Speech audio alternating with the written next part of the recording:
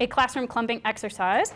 So what I want you guys to do within your group, you have your pre-identified groups, is figure out what mass of CO2 you actually have. And we'll do a little bit of tallying.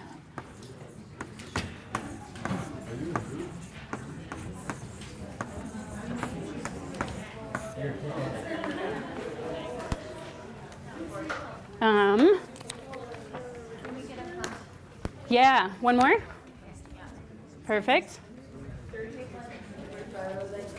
Anyone else? Last call. I'm gonna be mean to you instructors back here and make you guys just be a group even though you don't have 3.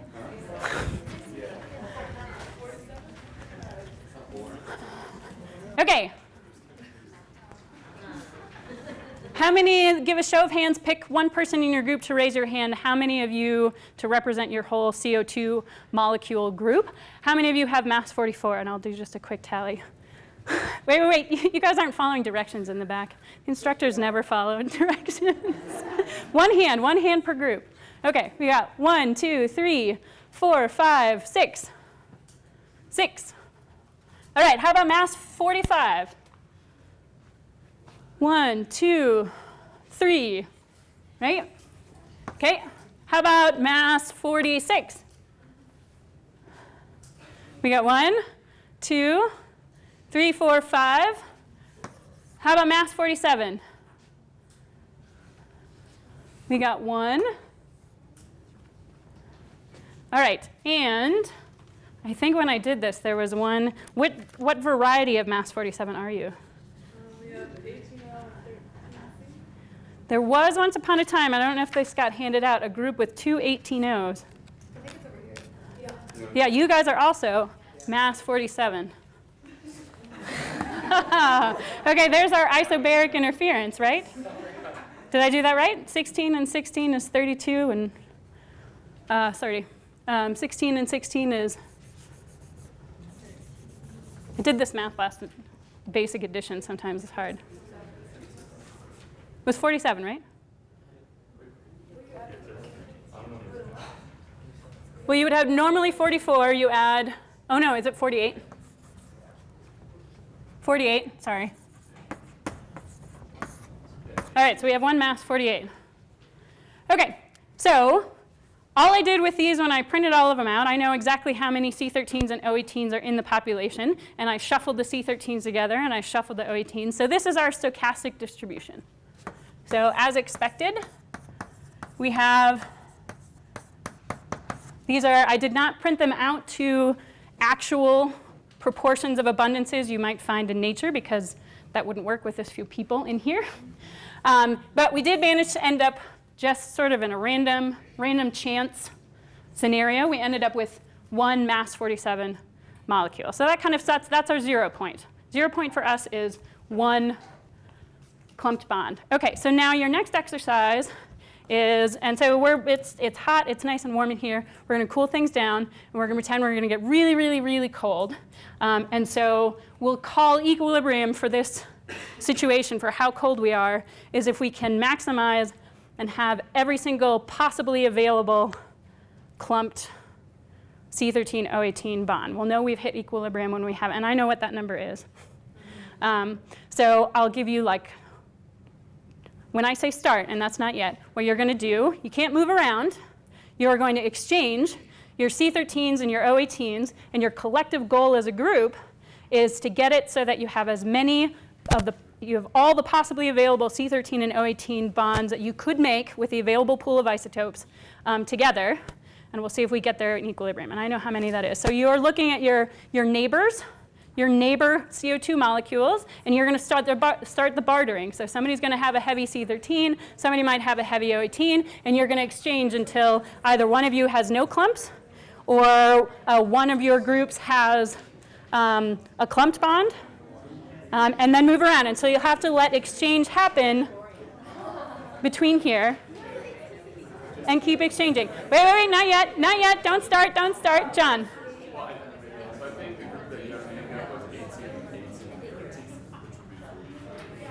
Did they end up with 18, 18, 13? 18, 18, 13, so it should be 40. Okay, nonetheless, you have an additional molecule, very rare molecule of CO2. So do you guys get this? You're going to start exchanging, and you're trying to propagate through so you can end up with the maximum possible numbers of clumped molecules, and everything else is either singly or non-substituted.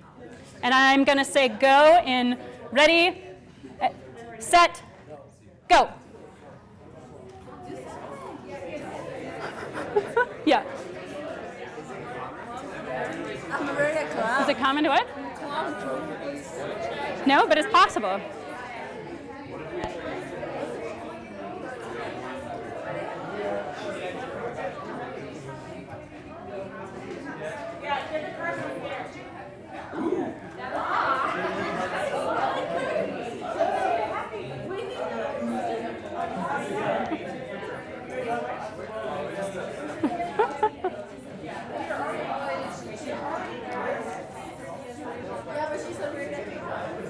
All right, you have 5 more seconds to exchange some more. 5, 4, 3, 2, 1. Stop. Okay, you're all now bound within a carbonate mineral somewhere, and you're not going to exchange quite as quickly. Let's do a retallying. How many mass 44 CO2 molecules do we have? 1 hand per group. We have 1, 2, 3, 4, 5, 6, 7, 8, 9. Moving in the right direction. Okay, how many mass 45s do we have? None. Oh.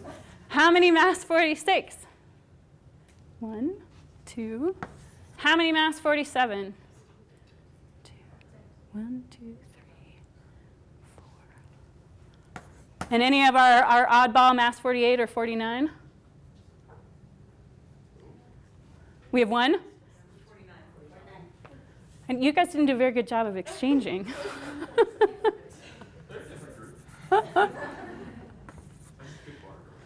Okay, so there's a couple different ways of thinking about this. So what you are doing in the process of exchanging in a very sort of cartoony way is this reordering reaction, right? So as a collective whole, your goal was to get to as many possible mass 47s as you could. You obviously, at the expense of sort of this distribution, and our limiting isotope in terms of what our rare abundance isotopes were was C13. So once you use up all your C13s, you're not going to get any more clumped molecules, which is why we still had a couple of mass 46 molecules sitting around. There was a little bit more O18 floating in the pool than C13. And so this is essentially what's happening with your clumped isotope thermometer, right? You're basically saying at those colder temperatures, you're shifting around and reordering your isotopes among all of your carbonate ions or your CO2 molecules to kind of get to this configuration from wherever you start. Now, if I'd stopped you, say 10 seconds earlier or 15 seconds earlier before you'd had a chance to really sort of look around, see where the isotopes needed to go, see what was going on, and we'd frozen you into a carbonate mineral, you basically would have had, you might have had something in between here, and you can think about that as what's going to happen, a possible outcome if you have disequilibrium in your clumped isotope system as well. So you'll get still probably a little bit more clumping, but you won't get as much as you would if you were sort of predicted by equilibrium. Okay. Yes? I think there'd still be more 48s and 49s as well. Yeah, but they're such small abundance molecules that they more or less don't really affect things. Yeah. So again, it was kind of a nice happenstance that you guys ended up with a well-substituted molecule. But if you kind of brought this out to representative sort of molar quantities, which we can't really do in this room, you wouldn't have very many of those at all. They do happen, but you can't really measure them very well. Yeah. So is the stochastic like what you would expect at room temperature? So stochastic, again, is our high temperature end member. So that's why I said, in this case, our room is really hot. There's so little energetic benefit from actually working hard to get your kind of clumped configuration that things just end up randomly distributed. You'll end up with a few clumped molecules just by chance, as we did in our example here, but you're talking about a high temperature system that has lots of energy in the system, so you don't get much of a benefit from moving into this kind of clumped configuration. Okay, other questions on that before we move on? Okay, so the kind of summary behind all of this in terms of specifics of carbonate clumped isotope thermometry. This is just kind of a rundown of useful features. The big one is remembering that this temperature is independent of the isotopic composition of the water it forms from.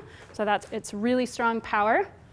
The other thing to remember is it's providing you a mineral formation temperature only. So for those of you who work with paleotemperature proxies or other kinds of things like that, you might get a mean annual temperature out of it, in part because the tool was calibrated against mean annual temperature. Here we're talking about a thermodynamic situation. It's telling us the temperature of mineral formation. A big part of the interpretation and the challenge we have is interpreting what that mineral formation temperature means with respect to climate or environment. So when we're trying to use this to reconstruct climate in the past, that can be a particular challenge. But it also opens up additional avenues. So if you think about all the different potential phases of carbonate, we'll talk about this again, you now also have a tool where you could look at processes related to burial of rocks. If you're going to recrystallize some of that carbonate, if you're going to precipitate carbonate from hydrothermal fluids, many other examples, even if you're going to work with modern things, you have a tool that can differentiate between a lot of those different settings. And the other thing to remember, this is kind of a tag on to this idea that temperature is independent, is that it's truly a separate equilibrium from the equilibrium of your sort of traditional carbon and oxygen isotope values in there.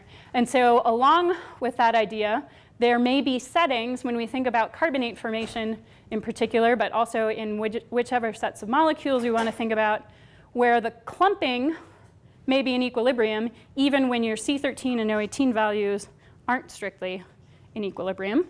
A sort of conceptual way of thinking about that would be if we use that bomb of C13 and O18 and we think about, say, a really big lake, you can imagine that the systematics, the rates of equilibration of clumping are different than, say, the O18 with water or the C13 with DIC, right? So you might drop a bomb in, say, one end of the lake, and it would take a while for all of the DIC and the water molecules within that lake to actually re-equilibrate and get the right distribution.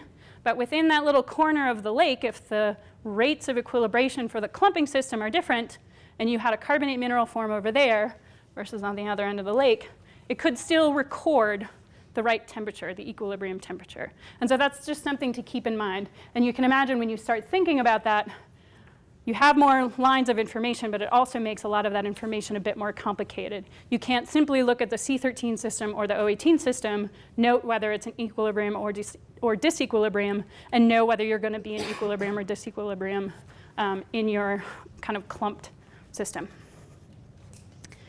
Okay, and so from a thermometry standpoint, and I'll talk about some other applications that are on the forefront right now with clumped isotope geochemistry generally. There's a number of challenges / opportunities. So it's always about making lemonade out of your lemons. So right now, which often happens in most paleotemperature kind of calibration efforts, we have a lot of different labs who produce different temperature calibrations, and we're trying to figure out, they don't all fall on the same line right now. So we're trying to figure out what the origin of some of that is. And there have been a number of recent improvements in terms of thinking about the role of, say, that O17 correction on your mass 45, right? If you don't do that one correctly, you can imagine it's going to tell your Cat 47 system you have more or less available C13 than you actually have. So you'll get your clumped answer wrong. So they've sorted some of that out. And we're doing a better job now, too, on general calibration. So with the calibration that exists that has the most data with the biggest temperature range, it looks like a number of different carbonate minerals all give you that same temperature calibration. So siderite, dolomite, calcite, aragonite all seem to kind of work the same way on the same